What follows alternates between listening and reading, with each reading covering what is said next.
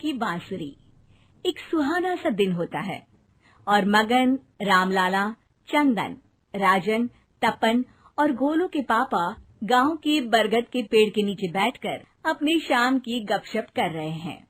अरे रामलाला और चंदन, तुम्हारी फसल कैसी चल रही है इस साल? अरे बंधु क्या बताएं, बारिश ने तो परेशान कर रखा है। सही बात, बारिश की कमी ने दिमाग खराब कर दिया है। सरपंच गांव वालों के लिए एक खबर लेकर आता है। अच्छा मेरे गांव के भाइयों, सुनो जरा, हमारी सरकार ने किसानों के लिए शहर में एक सेमिनार का आयोजन किया है, जिसमें वो खेतों के बारे में और भी कुछ जानकारी देंगे। तो मुझे लगता है कि हमें वहां जाना चाहिए। सरपंच जी, मेरे खेतों में कीड़ों ने परेशान कर दिया है, उसके लिए कुछ जानकारी मिलेगी क्या? बिल्कुल, तुम्हारे खेतों के बारे में तुम्हें सारी जानकारी देंगे वो लोग। तुम तीनों को जाना चाहिए, बहुत फायदा होगा तुम्हें उससे। ये कहकर सरपंच वहाँ से चला जाता है और तीनों सोचते हैं कि वो शाम के वक्त मैदान पर मिलेंगे और वहीं से रवाना हो जाएंगे। तीनों दोस्त मैदान पर मिलते हैं और जैसे ही निकलना शुरू करते हैं तभी एक बांसुरी की आवाज सुनकर वो भी उसी ओर सम्मोहित स्थिति में चलना शुरू कर देते हैं। कुछ बच्चे हर बार की तरह अपना दोपहर का फुटबॉल का गेम खेल रहे हैं। पकड़ लिया, पकड़ के दिखा मुझे, इतना भी नहीं कर सकता। अच्छा, कितना भागेगा? आखिरकार तो मेरी पकड़ में आ ही जाएगा।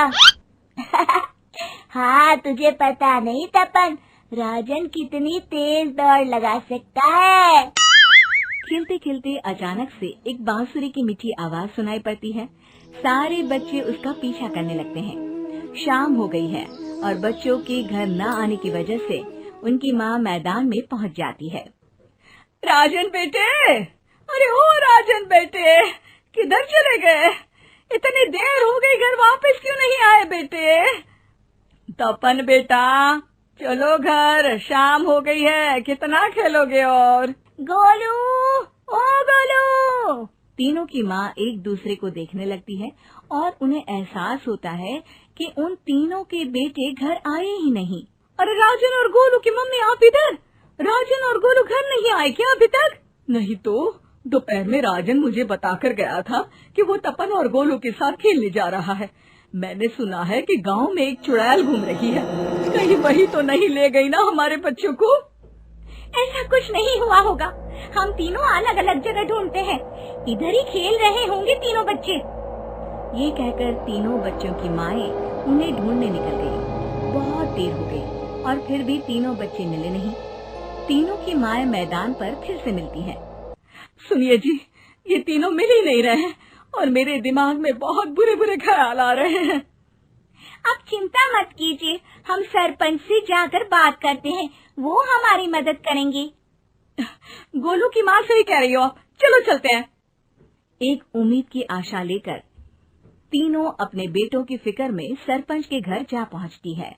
सरपंच अपनी शाम की चाय पी रहे हैं और अखबार पढ़ रहे हैं। तभी तीनों की माँ हड़बड़ी में भागकर उनके पास आती है। अरे अरे, आप तीनों इतनी डरी हुई क्यों हो? क्या हुआ? ऐसी क्या बात हो गई? तिवारी जी, हमारे लड़के दोपहर से खेलने गए हैं और अब तक लौटे नहीं हैं। हमने उन्हें सब जगह ढूंढा, लेकिन हमें वो मिले ही नहीं, इसीलिए हम भागकर आपके पास आ गए। अच्छा, इनके पिता कहाँ है? ये कुछ काम के लिए शहर गए हैं, इसीलिए हम भागकर आपके पास आए हैं। हाँ, मैं उसके बारे में भूल ही गया था। एक काम कीजिए, मुझे उस जगह लेकर चलिए जिधर वो आखिरी बार खेल रहे थे। सरपंच घर से एक डंडा लेकर तीनों के साथ मैदान की ओर निकल पड़ते हैं। तीनों मैदान पर पहुंच जाते हैं और उन्हें ढूंढने के लिए कुछ सुराग खोजना शुरू करते हैं।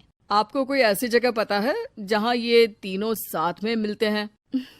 नहीं जी, ऐसी तो कोई जगह नहीं पता। अचानक से वही बांसुरी की आवाज आना शुरू हो जाता है और सरपंच सम्मोहित होकर उस आवाज की तरफ जाना शुरू कर देते हैं।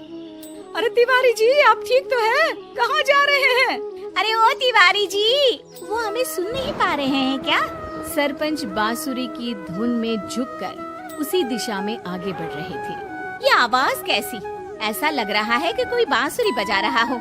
हाँ, सरपंच जी भी उसी दिशा में जा रहे हैं। सरपंच का पीछा कर तीनों मैदान के टूटे हुए बंगले पर पहुंच गए और सरपंच के पीछे दरवाजे के अंदर घुस गए। तीनों बंगले के अंदर झांकते हैं तो देखते हैं कि बहुत अच्छे से संभाला गया है बंगला। उतने में एक हंसी की आवाज आती है। मेरी बांसुरी, तूने मुझे आज तक कभी तंग नहीं किया। हमेशा अपने जादू से लड़कों को खींच लाती है। ये बोलते ही राजन की माँ को तीनों बच्चे और उनके पिता वहाँ चुड़ैल के पास लेटे हुए दिखते हैं। अरे वो देखो गोलू के पापा। अरे रे। अरे गोलू की माँ, अब चुप रहिए ना जरा। उस चुड़ैल ने देख लिया तो हम भी फंस जाएंगे। इन्हें बचाएगा कौन? लगता है ये शहर गए ही नहीं और इस चुड़ैल ने इन सबको भी यही बुला लिया है। अब हमें इन्हें छुड़ाना होगा। एक काम करते हैं। राजन की मम्मी गोलू और तपन की मम्मी को एक प्लान बताती है। बिल्कुल सही कह रही हो राजन की मम्मी। चलो आज इस चुड़ैल को मजा चखाते हैं। तीनों माएं अपने छुपने की जगह से बाहर निकलती हैं और एक्टिंग करना शुरू कर देती है। ये तो बढ़िया है। अब इसका असर औरतों पर भी हो रहा है। वाह जी वाह। तीनों माएं चुड़ैल की थोड़ा करीब आती हैं। राजन और गोलू की माँ चुड़ैल को पकड़ लेते हैं और तपन की माँ बांसुरी हाथ से पकड़कर तोड़ देती है। अरे पागल औरत, ये क्या कर दिया?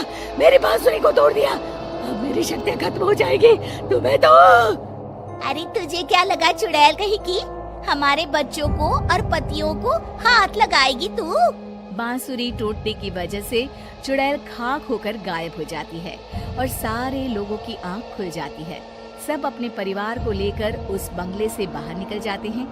कहते हैं ना, नारी